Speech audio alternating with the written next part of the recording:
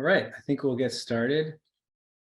Thanks everybody for coming here today. This is our Digital Scholar webinar that's hosted by the Southern California Clinical and Translational Science Institute, or the SCCTSI, also co-hosted by the University of Southern California and Children's Hospital, Los Angeles, CHLA. My name is Eric Pedersen. I'm the co-director of digital recruitment and scholarship within the CTSI. Also an associate professor of psychiatry and behavioral sciences here in the Keck School of Medicine at USC. So I will introduce our panelists today and tell you a little bit about our talk. But before we do, want to encourage people to use the Q&A feature or the chat feature on Zoom. You can really use either one to ask questions of the panelists, as well as offer any other tips or strategies that you have. This is really going to be an open forum today, and interested to hear from you as much as hoping that you're interested to hear from us. So either the chat function or the Q&A function on Zoom.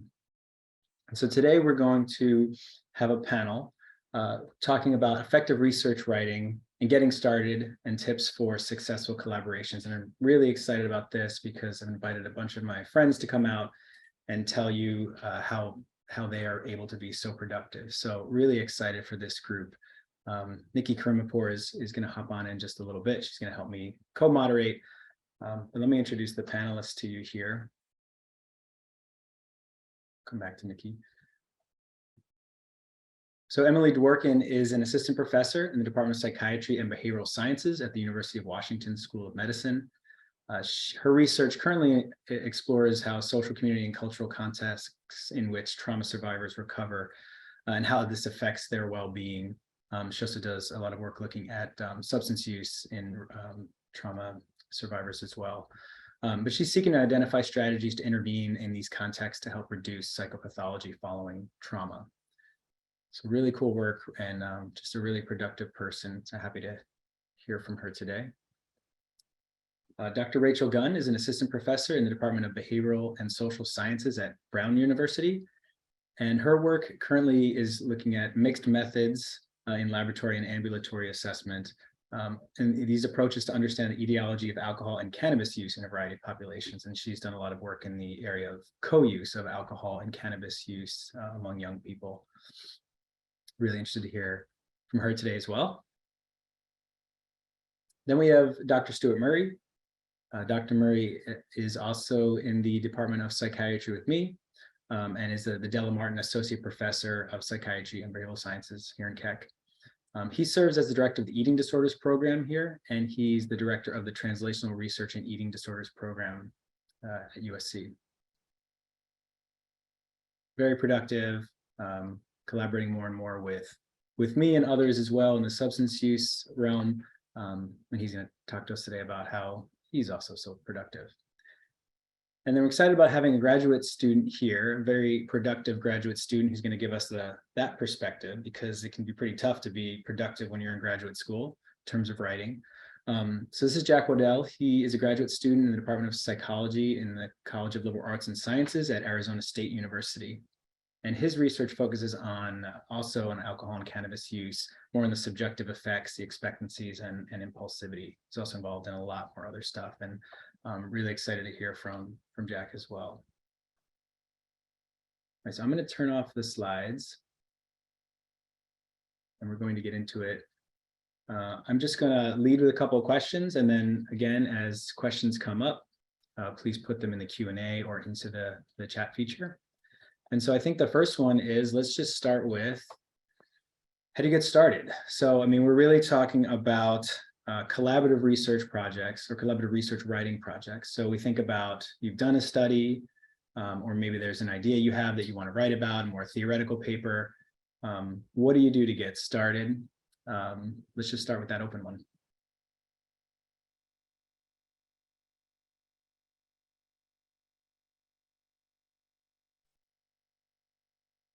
I could say something. So one thing that just comes to mind, I think there's a lot of different ways to get started, but one thing that I found really helpful in some of my collaborations here since I've gotten to Brown has been when there's a project that has data collected or data close to being completed, there's a regular manuscript meeting where folks who are just interested in the topic come together weekly, monthly, whatever is appropriate for the project. And you don't have to have a paper idea to come. You can come and observe and listen to people talk about the work, but it's a good place to kind of get people's ideas from the get-go. And I found that those meetings are really productive to both keep you on track, but also just to generate new ideas, and keep everybody, you know, collaborating regularly. And so things don't kind of fizzle out in that way. And definitely have in that way too, especially since things have gone virtual. It's good to have folks from other institutions joining, and it really expands collaborations and helps you meet other people. So I think that's one way to get started. Yeah, I agree with that. One of the things that we do in my group as well, and I found that lots of my most important research questions have come from patient interaction. And I make a point and encourage all of my collaborators to discuss research questions with those with lived experience. Our goal here is to change a clinical practice. And so it really, I think, has benefited my program to include folks with lived experience from the get-go. There's oftentimes incredibly important nuances that we miss in both in terms of the research question, but in their application to clinical practice. And so I agree with Dr. Gunn and having some of those collaborative meetings, just brainstorming things are really iterative and generative, but also including folks with lived experience. In my experience, at least, has been super beneficial. Yeah, I really want to emphasize that point about including people with lived experience. I use advisory boards, community advisory boards in my research, and I have a standing board that does exactly what Dr. Murray is describing. And also sometimes I'll form boards for specific projects if I want a bit more of a tailored group of people that can really be invested in the idea from beginning to end.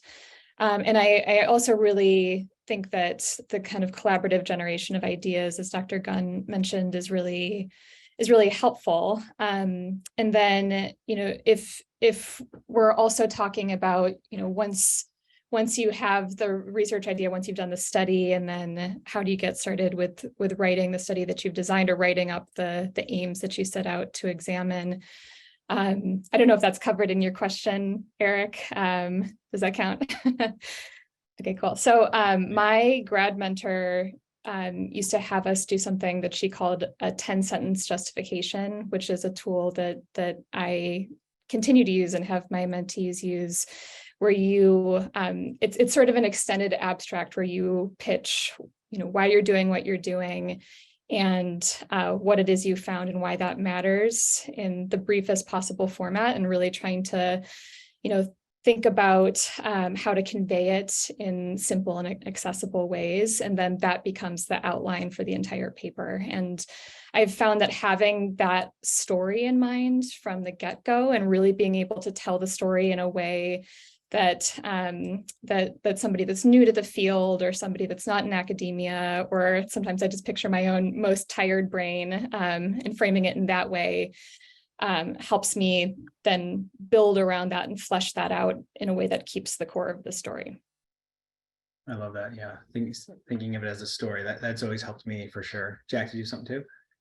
Yeah, I was just going to say, building off of what everyone said so far, something that's been really helpful in a lot of groups I've been in is reading papers. As simple as that sounds, I think that some really cool idea generation can happen whenever we kind of read previous papers. We see what the really influential findings are, what some of the gaps in the literature are, and then how some of the data on a variety of different projects can fill some of those gaps, or maybe kind of reading past papers also sparks a new idea that seems really cool too.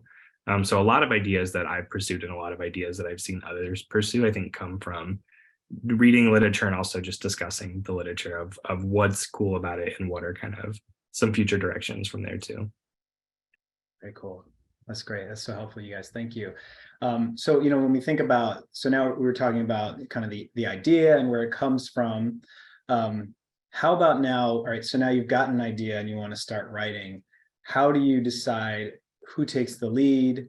And then, are there any forms or tools? This is a digital webinar series. Are there any digital tools even that you use to help decide authorship and help keep people on track?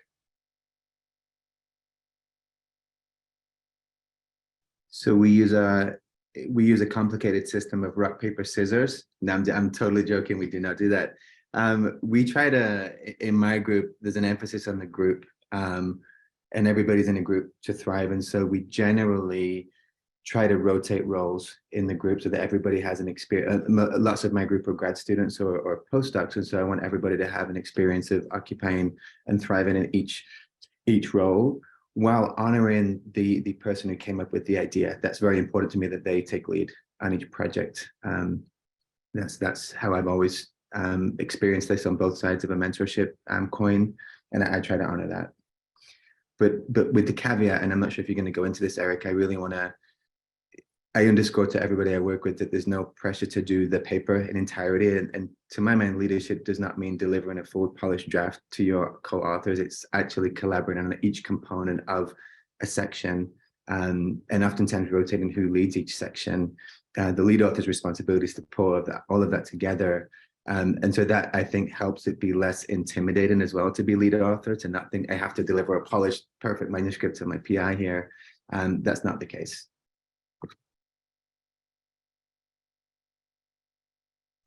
How about you, Emily? I know we talked about you have some templates.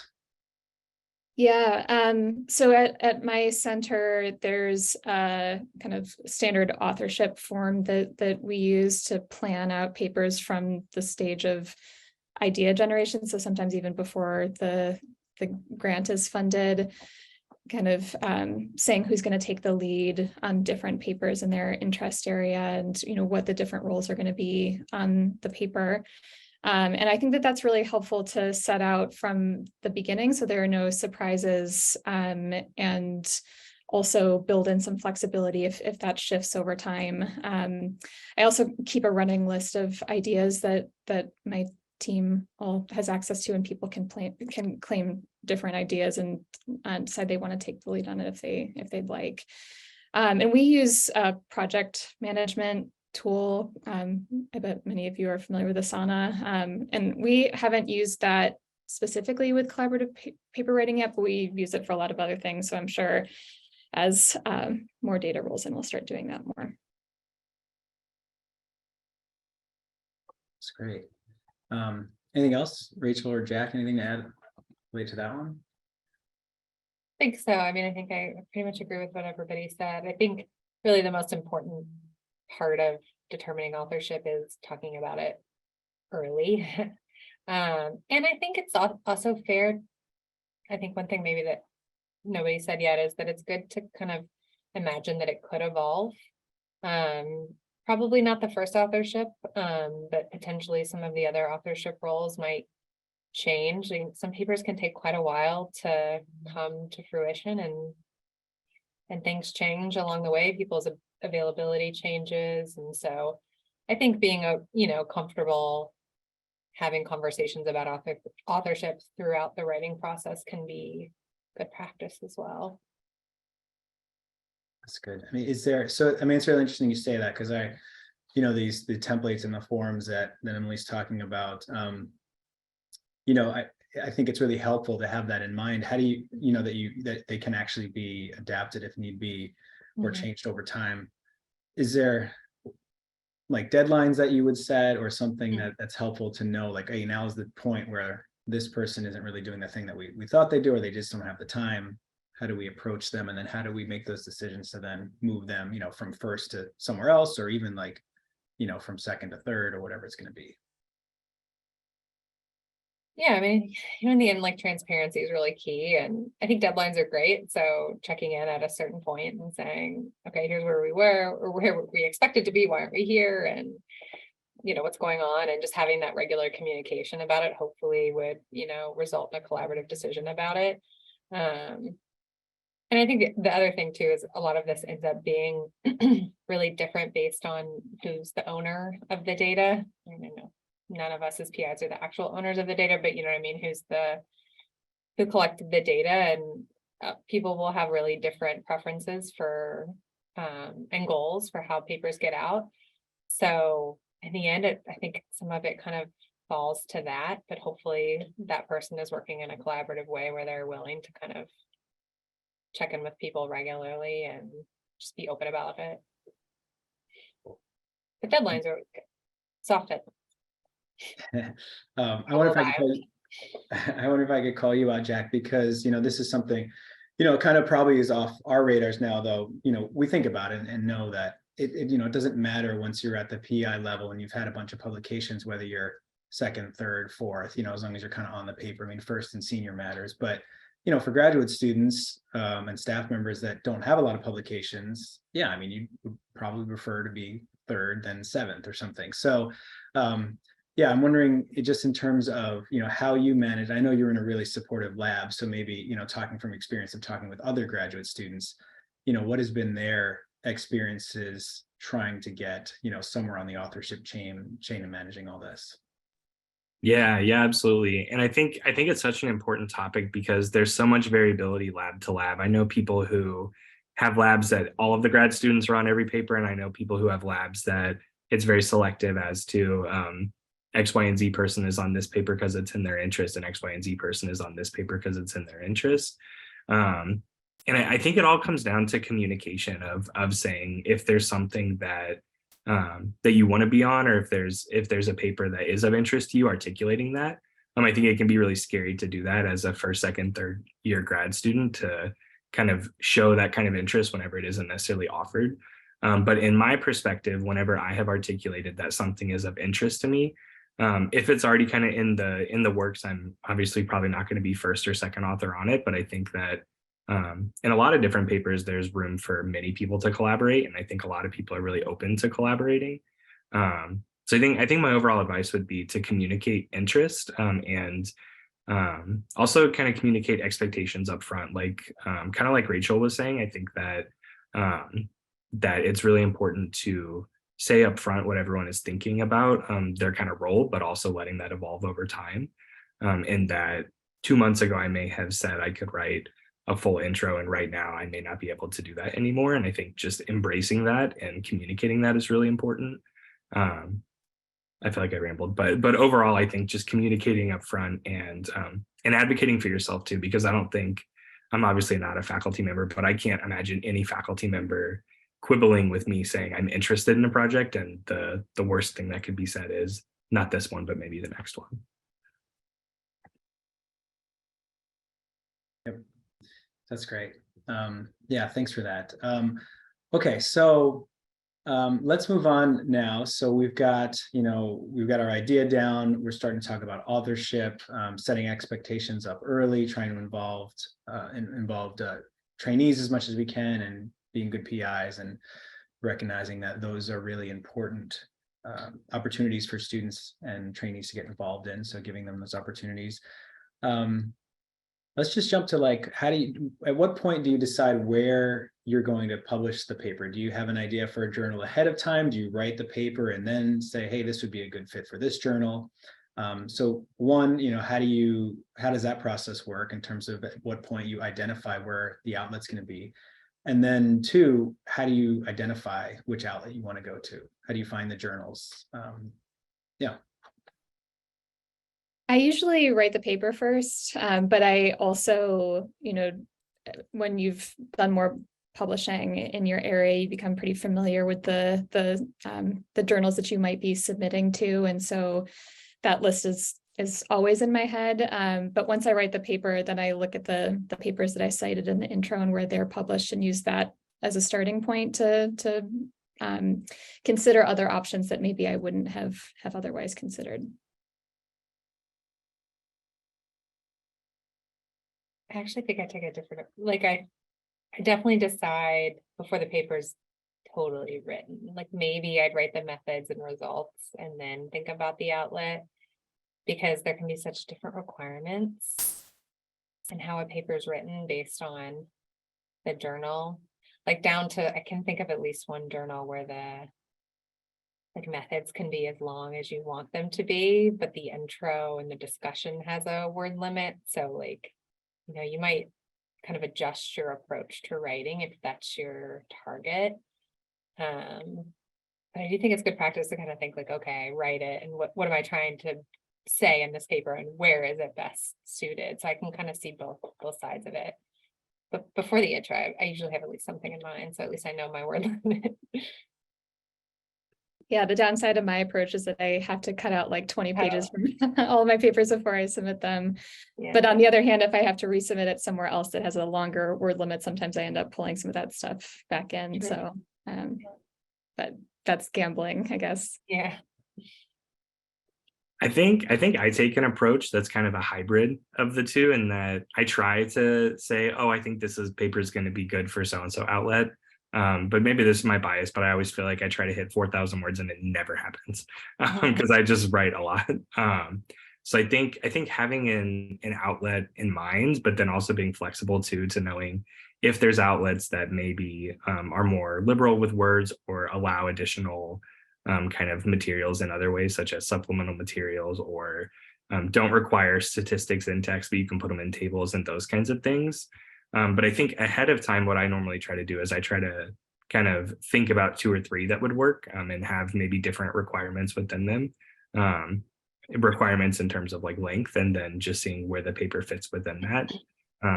And I agree with Dr. Dworkin in that I think that a lot of times once you start publishing a decent amount, then there's like 4 or 5 journals that most of the work fits into. And then it's a matter of thinking about, well, this paper maybe fits better in this journal, but this one fits better in a different journal.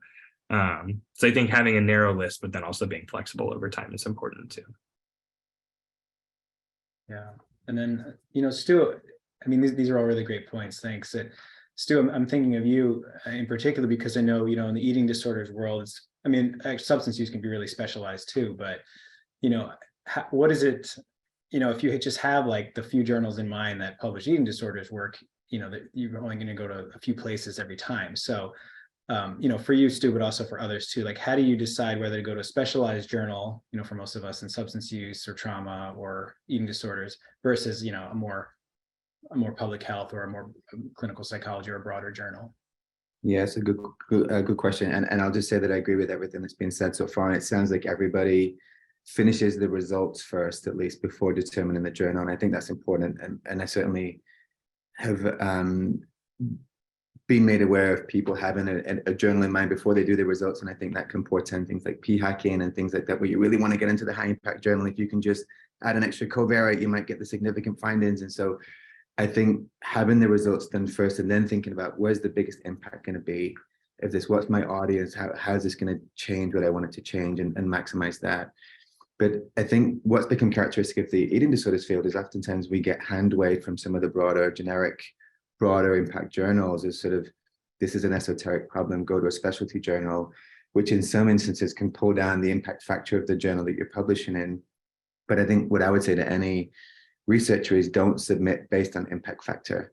It's unfulfilling. And I don't think now people seek papers by PubMed or Google Scholar. They don't flick through the journals, and they don't flick through the high impact journals anymore. We seek out papers and authors that we know. So I try, Eric, just to sort of think about where's the biggest impact going to be. And oftentimes that's not in the generic higher impact journals. That's my community, which you mentioned is quite a small community. I certainly had a couple of moonshots in my time that have fallen from the higher impact journals, like I'm sure we all have. But I think paradoxically, fewer people in my field read those bigger impact journals anyway. So I certainly have no bones about publishing in my home turf type journals. And I just go for where the impact is going to be the biggest. That's great advice. Yeah. Okay. Anything else on this topic? We'll move on. I did want to. Oh, sorry, Eric. There is there's an online algorithm where you can pump your abstract into, and it can tell you based on the keywords and the sort of, I guess the keywords in the abstract, which journals would be an appropriate fit. It's called JANE, and that stands for Journal Author Name Estimator. And you basically copy and paste your abstract in, and you'll get back a bunch of potential journals that might be suitable homes. Yep, that's great. Thank you for mentioning that. Yeah, so I put that into the chat. I'm also going to share some resources at the end as well. So that's one of the ones that's been really helpful for me. I have found that, you can do abstract, you can also just do a couple keywords if you're not ready for that, but it's been really helpful, and it actually will, tell you, I think it does tell you the impact factor, but it'll tell you like how close this particular one is to all the words that are in your abstract. So really a helpful tool. Okay.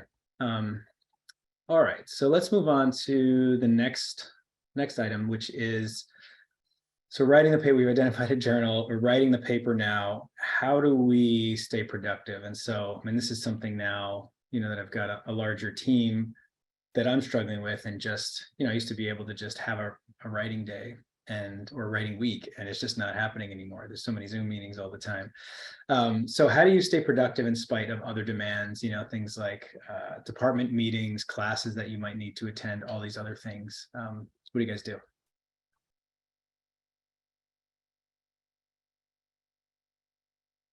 What's that, Stu? Paper chase days. Sorry. I can go. So I agree. And I think as you step into a faculty role, the time that you can sequester to write just gets incrementally smaller as the responsibilities accumulate and rack up. And so paper chase is something that I've been a part of for a while. And essentially a group of collaborators come to a meeting. Usually it's a sort of day meeting with data and with some preliminary analyses done. And the idea at the start of the day is to present the data, present some preliminary findings, and then essentially devise questions and sort of distribute components of the paper and write a paper in a day. So one person will do the introduction, one person will polish the results, one the methods, one the discussion, and the goal is to finish and submit by 5 p.m. By the end of the day. And they've been pretty, there's lots of caffeine involved usually. They've been pretty productive, and sometimes, if I think to one of the earlier points, in the course of this, you end up generating additional questions because you've seen the data, what other questions the data might be able to support, so you end up building, and it becomes a bit of a snowball. But they're oftentimes incredibly productive days, and now with Zoom you can sort of do this bi-coastally, internationally, and I certainly have paper chased with colleagues overseas, and it's been super productive as well, time zone permitting, of course.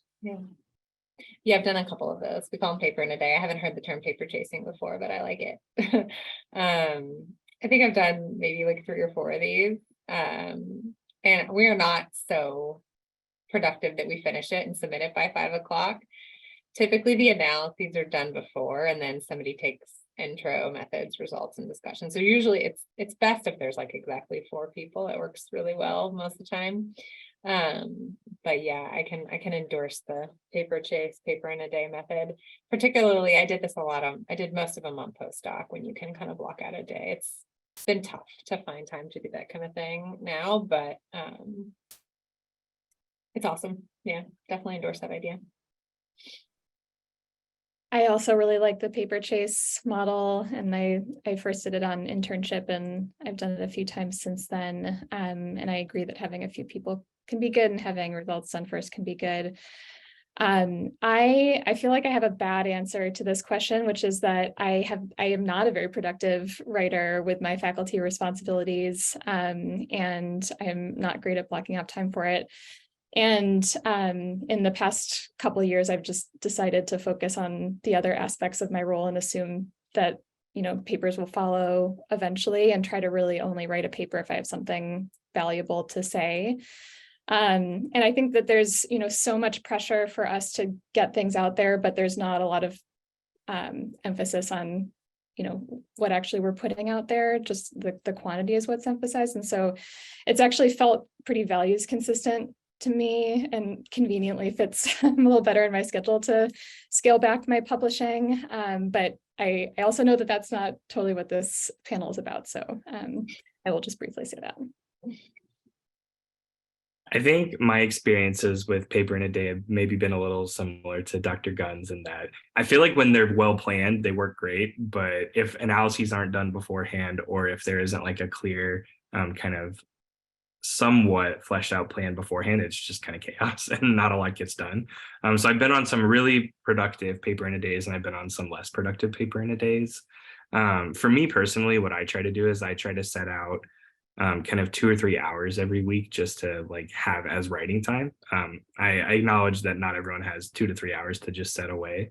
So I'm lucky in that domain. But for me, I have found that having a predetermined time every week that is like writing time gives me a little bit of flexibility if I'm struggling to get on task to like try to get on task. And if for some reason, if it's not working this week, then I know next week I'm going to have that time to really focus on writing. So for me, that's worked really well. Yeah, I should clarify. Well, the goal is to submit by 5 p.m. How often that happens is a different question, I guess. But, if I can just share one more thing, Eric, I think this is important to point out for especially early career folks who may be watching this, and a good way to be productive, but also a good way to sort of promote open science initiatives is to publish no results. Science is a shared enterprise, and I think when we come up, we think that we can only publish confirmatory findings, and especially with the higher impact journals won't care if we find no results. But it's especially in my field, it's arguably more important to know what doesn't work than what does work. And I think we're dissuaded away from sort of submitting no findings, but we really should be submitting no results, both to enhance productivity, but also to sort of help other people in the field see, we've already gone down this rabbit hole, it might not work. Don't spend 6 months writing on the ground about this because we did this and here are the data. That's really important to put out there as well, especially for our junior faculty colleagues. I totally agree with that point. Thank you for pointing that out. And when I was in grad school, I did something similar to you, Jack, where I just tried to make sure I was writing every week. I think some faculty member had told me that I don't know, that I should be aiming to write some like maybe 12 hours a week or something like that. So I tried to hit that every week.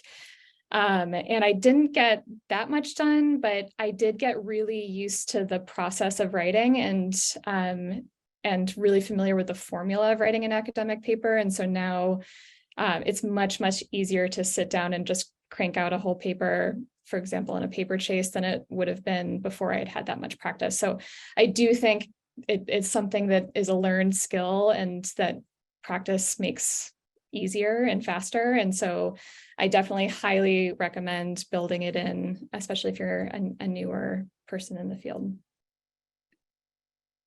I just posted a link in the chat too. We actually, my group and I had a look at the metrics of null versus confirmatory findings. Turns out there's no difference at all, both in terms of citation, downloads, alt metrics. So in any metric of science utility and uptake, there's no difference between null versus confirmatory findings. And so I wanted to share this, especially to journal editors that oftentimes sort of balk and run for the hills if there's a null submission. It won't harm journal impact factors. It won't harm any publication metrics of the journal. And that's what we found over a couple of years, actually. Thanks for sharing this. That's really interesting. The other thing I'm thinking about this like point too about null findings is one thing I think we should mention too is that like pre-registering your hypotheses is supposed to help with journals not accepting null findings. I think at least that's one of the goals in theory of pre-registration in open science. Like I know it's PAB, right, Jack, that you did the pre-registration and then they guarantee to accept your paper if they accept your pre-registration, basically. So they like, even if you get null findings, they publish it, which in theory that should work really well, right? So then you wouldn't have the file drawer problem anymore because you could, and then people aren't p-hacking either, right? Because they know that their work is going to be seen either way. Yeah, and I think the cool thing about that model too is that as someone who just did this, I worked on a registered report, and when I went to analysis, nothing worked. And unfortunately, not just in terms of statistical significance, but like the analytic plan that we had outlined we were struggling with. And I think the cool thing about it is that we can then say, this is what we plan to do, but we couldn't get the models to converge. So then we did this and that didn't work. And then we did this. And currently Jack's trying to figure out what to do next. But regardless, I think the cool thing about it is that then people question you a little bit less, I think, and it feels a little bit more authentic. I mean, that you're being truly honest and there's like a record of what you tried to do and if it worked or didn't. I mean, I think that's really important for open science. Plus, then you've written up a large part of your methods in advance. And so, and often you've pulled the literature already. And so it makes the process of actually writing it up so much faster. Great. This is really great. So this is a topic that we've talked about on the Digital Scholar webinar before. I'm just going to post a link to a couple of other talks if people want to check them out. But yeah, the open science topic is huge. And if any of you want to come back and talk more about open science, we definitely would appreciate it. So talking about, productivity and writing too, I'm resonating a lot with what you guys are saying. Never actually did the paper in a day. Just because, yeah, I've never had like a full day that I can dedicate to that. But I guess, if something's important to you, you can make time for it. But Jack, something you said, I mean, having, dedicating even like 2 or 3 hours, I think those blocks are really important because, when you try to write something and you get in the flow and you get into it, and you work on it for half an hour and then you've got another meeting and then you try to get back into it, or you're working on it during the meeting, it's definitely difficult. So it's, dedicating that time to just be able to get in there. And this, this worked at one point in my life, and I don't know if it would work again, but I used to, in grad school, I would set those times apart and I'd say, okay, I'm going to do, it's a Friday and I'm going to just write this paper today. And then that day would come and I just was not, I basically have like writer's block, that happens, just not in the mood to do it. And so I'm just forcing it and just recognizing like, all right, I'm going to take a break from this and go do something else, maybe go for a walk, maybe come back to it, or maybe that's it. That's the end of the day. But then I had also experienced these times where I just really felt like writing and was really into it, and being able to be like, you know what, I'm going to cancel. I'm not going to go to the basketball game later today. I'm just going to like try to work on this. And, again, this doesn't work for everybody, but it's just when you're in those moods and in those zones, if you have the ability to do it, just keep going with it. Yeah, I think I would echo that, and something to build off of that for me is during these kind of set times, there's been several for me that I've been like, oh, I really don't want to write right now. And I've forced myself to say, okay, just write a paragraph or just write a couple sentences. And maybe this is just me, but a lot of times that'll get me into a flow. And then once I've written a couple sentences, it's like, okay, I'm going to keep writing a couple more. And then a lot of times that'll almost like get me in the writing mode. So I think, and I mean, if you write 2 sentences every week, then in some ways a really busy schedule leads to you getting some parts of a paper done over time. So I think even piece by piece can be really effective. That strategy works really well for me too. I set a timer for 15 minutes and I try to work on some aspect of the paper for 15 minutes. And usually by the end, I've got some good momentum and can keep it going. Cool. That's great. All right. Okay, Karen, it looks like the chat is disabled for attendees. If you could help us figure that out. Okay, let me see what's going on with that. And any of the links that has been posted to, maybe we can tweet them out as well. For folks, if they aren't able to access the chat, the links, we can certainly follow up and tweet out, Eric, if that would be helpful. Or we can send to you to tweet out. Yeah, I'll present them in a slide. So I don't know if that actually means that others can't type in their questions too, but if people have questions as they come out, now is a good time to get them in, because we've got 15, 20 minutes left. All right, so let's talk about, I think a lot of these next topics can be combined, but I'm interested to hear what you all think about these. So we talked about staying organized. How about this idea? So let's say, sometimes papers are just one person's, 2 people, or a couple people, but sometimes there's just a lot of people on a paper, especially when you get with, more senior level people that have a lot of investment in this paper and they're actually going to look at it and read it. Nikki helped me come up with these questions here, and she was calling it too many cooks in the kitchen problem. So everybody on the team wants to be involved and has an opinion on how this paper is going to be written, and that kind of leads into this thing that she calls the Frankenstein problem, where then you have this, and I'm interested for those that do a paper in a day, somebody wrote the methods and it just is in a completely different vibe or different tone of the intro, and then the discussion's in a totally different vibe as the other section. So how do you guys handle this? How do you handle both just having too many cooks, too many opinions on how a paper should go, and then also how do you keep something in a cohesive voice once the final product comes?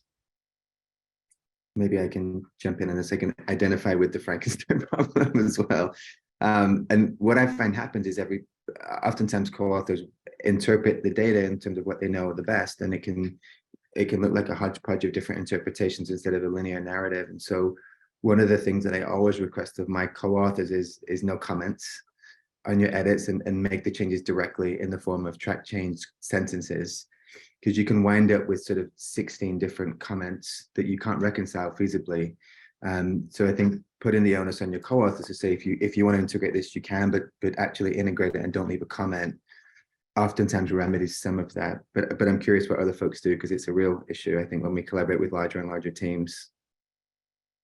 I actually love to hear that you say that directly to co-authors, because that's, I don't want to say so strongly it's a pet peeve of mine, but sometimes if I'm like the lead author on a paper and I've got lots and lots of comments on a paper, it kind of feels like not that helpful in the end, like particularly if somebody's asking you a question that they could answer themselves and integrate them. It's like, it sort of feels like they're not actually collaborating, they're just kind of letting you know they're not, which isn't always super helpful. So I think I might steal that and ask people to limit comments at least, and just go ahead and make change. Because I think it's so helpful when people just directly make changes, and sometimes you disagree and that's okay, you don't accept it. But yeah, I just want to say thanks. That's super helpful.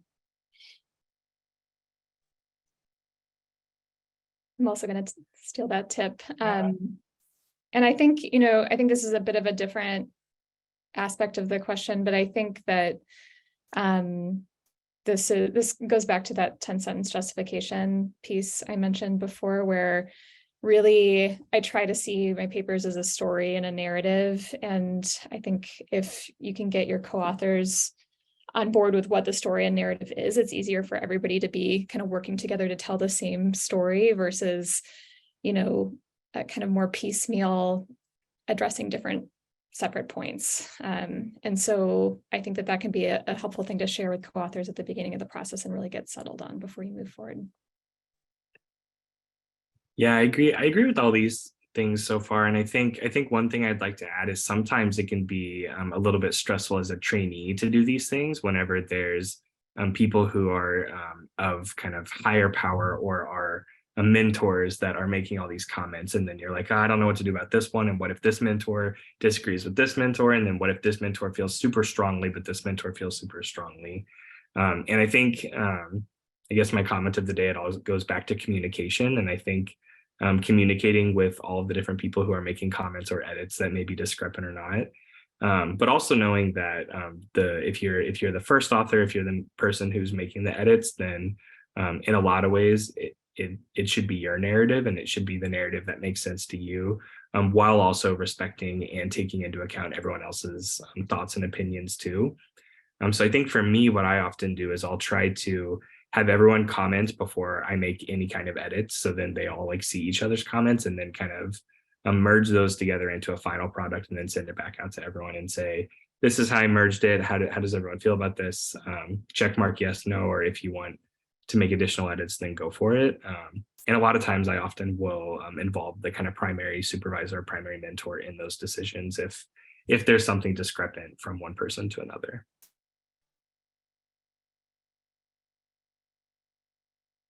Yeah, these are all great ideas. Thanks. I'm learning so much from you all as well. This is, maybe one of the main reasons why I wanted to do this panel, just to get some tips. But I think the chat is working again, if anybody has any questions that they want to bring up. But again, I'm going to present these resources on screen in just a little bit. Okay, so, we brought this up a little bit too about, not having enough time and maybe punting papers off to somebody else, especially at the time of when you're coming up with an idea and saying, hey, grad student, hey, trainee, would you be interested in leading this paper? So as, and this is for all of us, even the questions for all of us, even you, Jack, when you're working with more inexperienced writers, how do you help manage that? So how do you make the decision, one, to get trainees involved and grad students involved, kind of knowing that it's going to be a big lift for you if this is somebody who hasn't written a paper before? And so, we talk about it all comes from practice, and we're all decent at writing papers now. But, if you looked at our papers when we first started out, it's just one big like red track change mark from our mentors. So now that some of us are in that role now as mentors, how do you best help trainees? And how does it help you too? I mean, do you sometimes not involve trainees or somebody who's not very good at writing, or is new to writing, because it's just going to be a big lift on your end to basically rewrite this paper for them.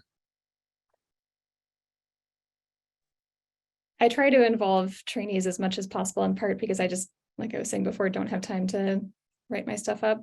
But I created a paper template that's kind of building off of that 10-sentence justification model and expanding it out and showing how each of those sentences comes into play and the formula of the paper and kind of different prompts at each point to help you consider it. But I think, the biggest piece of advice that I have for more inexperienced writers trying to manage the expectations of writing an academic paper that often just feel completely unattainable is that it is basically, papers are not confusing because they're written by people smarter than you. Papers are confusing because people are bad writers. And so writing the clearest possible paper in the simplest possible terms is the right way to write a paper. And it doesn't matter if it's in fancy language, it doesn't matter if it uses all the right words, just, telling a clear story simply is the right way to write a paper. And it will mean that the next grad student coming up who feels, nervous about their ability to write a paper will read that and be like, oh, I understand that. That makes sense. Maybe this is something that's achievable for me. So it's a lot easier to have an impact on the field if you're writing something just super simple and clear and not trying to make it more complicated than it needs to be. Great point. Yeah, love that. Jack? I think it's so challenging as someone who is a trainee, and as someone who started to play more of a grad student mentor as well. I think back to my first year in grad school when I got my first paper back and I was like, oh my God, it's time for me to drop out. Like this is obviously not the thing for me whenever I'm just seeing all this red. And I think maybe some communication about how important it is to get that feedback and how that's very normative and developmental to get that kind of feedback, I think is really important, because I think it made me a much better writer, to get my writing not torn, but like to get my writing very much like critiqued. And I think that over time there were things that I started to pick up on. There were certain words that I started to pick up on that I would put in, or there were certain ways that I would write that wouldn't be perceived the best. And I think I learned from that. I mean, I think that's really important from a trainee perspective to constantly get that feedback. And at the same time, I think that giving really individualized feedback can be really helpful at first, even though it puts more of a burden on the kind of supervisor or the mentor to like almost give comments of like, this sentence didn't make as much sense, or this stanza didn't really fit with the theory. Those kinds of things I think are really effective, especially at the very beginning of writing a paper. And at the same time, it takes time away. But I think that I've always tried to take the approach that it's really important to give to others what has been given to me in terms of kind of editing of my writing and feedback I've gotten. And I hope that over time, if people keep giving that, then it's going to make more and more people really good writers. So it is kind of time consuming and it can be burdensome to do it, but I think it's also really important. Yeah, one other thing I could add, just kind of look at on a practical level, like with really inexperienced writers, I think it can be helpful. I think it can save everybody time to give more frequent feedback with smaller portions of the paper. For instance, like even starting with an outline of the paper and giving feedback at that stage, and then the results and give feedback at that stage, and then the methods, and then like each section at a time. Although it sounds like it would take more time, I actually think it's a little bit faster, because there's often, like, I think we've alluded to this, a lot of anxiety at the beginning of writing and being nervous about getting a lot of feedback and how it might feel or what the mentor might think of me or whatever. And so if you're just getting smaller bits of feedback, that can feel a little less scary, and you can kind of learn a little quicker as you're going what's working and what's not. and it just takes less time. Like when I think about it, if I had 2 papers to review in my inbox and one was a full manuscript and one was just the methods, I'd like grab the methods first, just because, it's like I can get it out in a half an hour instead of 2 hours or whatever. So I don't know, just something to think about with depending on the level of the mentee that you're working with. Yeah, maybe I can just add one extra suggestion. And I think science communication is such an atypical way of communicating. I don't think I've ever verbally said the word moreover or furthermore, but I write them all the time in my papers. And so I think actually critiquing papers is a good way to get better at writing papers, in the same way as being a grant reviewer improves your grant writing capacity, because there's such nuanced and sort of esoteric ways to write. And so I think having early career folks just do a couple of mock reviews and critiques of papers that are published is oftentimes a good way to sort of go into the weeds a little bit with improving. That's a really good point. And I think peer feedback can also be really helpful for that. And similar to that, when I have trainees that are starting to write a manuscript and they're more junior writers, I have them find the 3 closest articles to their topic. And usually I'll have them model their paper after the one of those that feels the most clear, especially if it's in a journal that they think they might want to submit to. And to be clear, it's not, saying the same things or plagiarizing or anything like that. It's looking at, how did they outline their paper? What's the function of each of these pieces of the paper? Why are they saying this there? What kind of parallel thing would we need to say given our topic? And it really makes the formula a lot more transparent when you have something related to your topic right in front of you. That's great. These are all really great points. Thanks, you guys. Let's just wrap up with a couple more. I'll probably put these resources up while you guys talk a little bit here. Well, one thing I did want to ask is about reference software. So this is something that's been really helpful for me that I didn't use in graduate school, but started once I left, just typing up all the references and just making it easy to, pull references in from some kind of reference software. So I use EndNote. I'm interested to hear other ones that you guys use and prefer. Zotero is the best. Yeah, can you tell us a little bit about that one, Zotero? So Zotero, I don't know. I think it just is a little less clunky than EndNote. Like I have less crashes than I did with EndNote and Mendeley. It also works in Google. We haven't talked about writing collaboratively in Google Docs yet, or whatever it's called. No, Google Drive. You know how you can like write a Word doc in Google Drive. So you can link it in there, which is really awesome. But somebody just turned me on to PaperPile, which sounds really good too. So the thing I'll say about reference software is everyone's got, like, from my experience, weirdly strong opinions about it, like I just expressed. And sometimes it might just be like easiest to, when you start writing, when kind of like pull your main collaborators and see what people are using the most so that you can actually collaborate. Because I don't think I have any paper I've worked on recently where everyone uses the same software. So like somebody just ends up having to do all the references, which is okay. Usually it's a first author and that's fine, but it would be nice if people could just enter them. I don't know. Maybe I'm dreaming. I think I'm a little esoteric in this sense, and I'm willing to take shame for this, but I do not use reference software. I do all my references on my own, and I have actually timed it. And I found that me doing my own references was shorter time than trying to do Mendeley or Zotero. Granted, I don't use them regularly, so maybe that's not a good take, but I also have had the same experience as Dr. Gunn, that a lot of people do it differently and they have really strong opinions.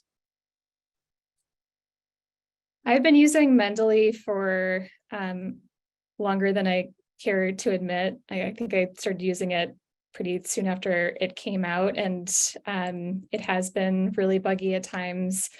But I have come to really love it.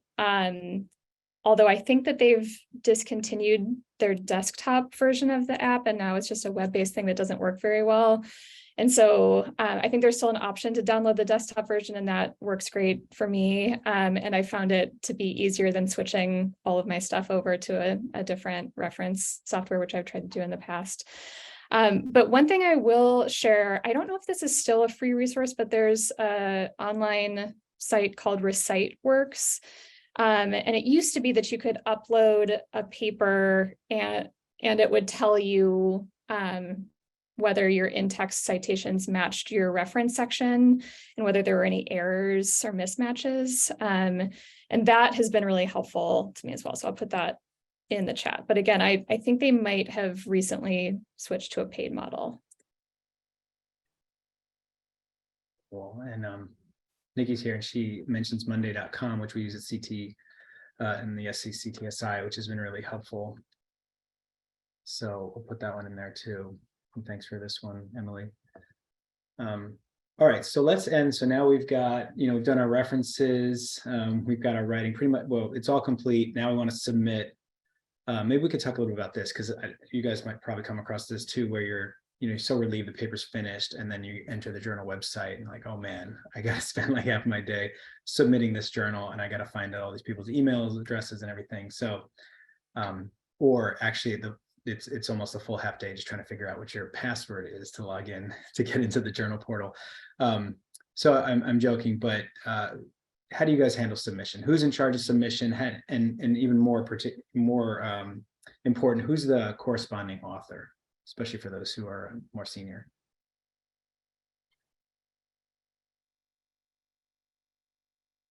Yeah, that's such a pain with the different formatting requirements for each journal, both in the submission, but then navigating their submission portals often a huge pain as well. I will say some of them are moving to a much more streamlined process, which has been pleasantly surprising. But I think, Eric, usually in my lab, it's almost always the first author that does a submission and serves as the corresponding author in the submission side of the submission. So they'll be the first to receive the feedback. They'll be the first to corral the co-authors, and if I'm the PI, I'll be involved in that process. But I want to put forth the first authors to lead that process from start to finish with the submission. The other thing that maybe is worth considering for early career researchers is how to write a cover letter.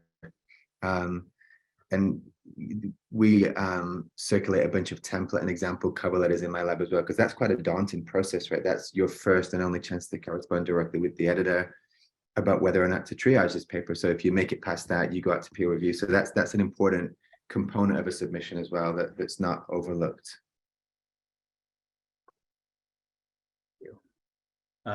Any other final thoughts about reference software or productivity tools? And I put a few that Rachel had sent me, the Kanban flow with Pomodoro timers.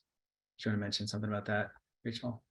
Yeah, I'm sure folks have heard about the Pomodoro method, but I find that really helpful for like the writer's block that we were talking about. It's kind of, or like the 5-minute rule, which by the way is a super effective behavioral activation strategy for depression. So it works really well for writer's block too. But it's just basically like you every hour is broken into like 45 minutes of productivity with, or no, you get 5-minute breaks and then you get 45 minutes of working 5-minute break, 45 minutes of working 5-minute break, and then every like third break you get a 15-minute break or something.